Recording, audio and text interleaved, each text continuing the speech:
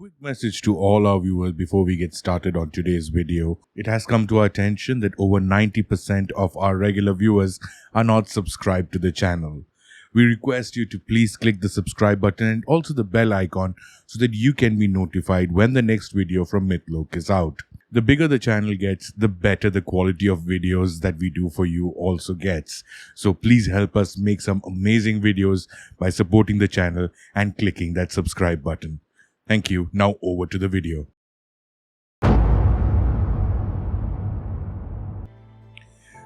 So without further ado, let's jump in, and today we are focused on Japanese mythology and the moon god Tsukuyomi. In Japanese mythology, the deity of the moon is known as Tsukuyomi and is referred to as the great god Tsukuyomi. Like the moon, he is also kind and peaceful, but he is often regarded as an evil character. He was a god who cared deeply about order and etiquette, and he would go to great lengths to enforce it. Like Amaterasu, he was a proud god who stood for what he believed in, and even though killing was wrong, he would still do it in order to try and enforce the rules. Etiquette is a fundamental part of most cultures, and killing or any other unethical act is considered a breach of it.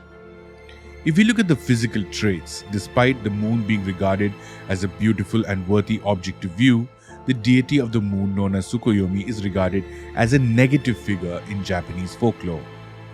Tsukuyomi, who was the son of Izanagi, was born as a part of a cleansing ritual following his father's visit to the Japanese land of the dead, which is known as Yome.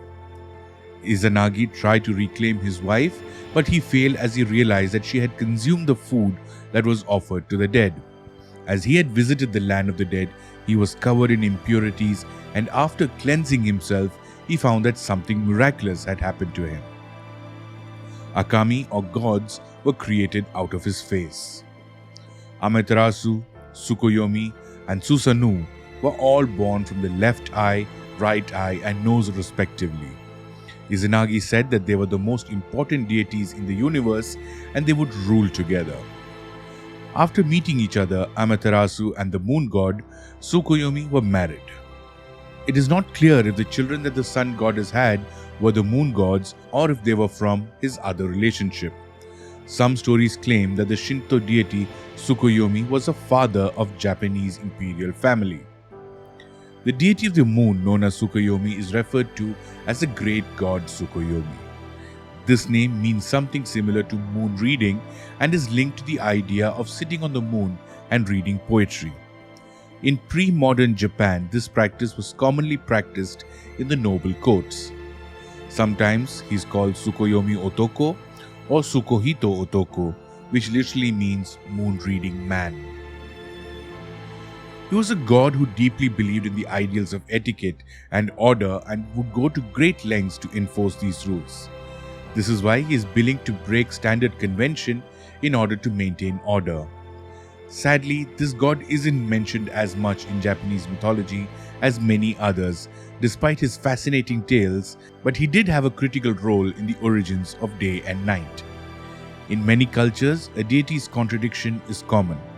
It can be seen as dualism, which occurs when a concept or belief is presented with conflicting ideas or concepts. Some believe that the moon god was a rude male, while others think he was just rebellious. Either way, the moon god would spend the rest of his life fighting to get back what was. In manga and light novels, he is an important character.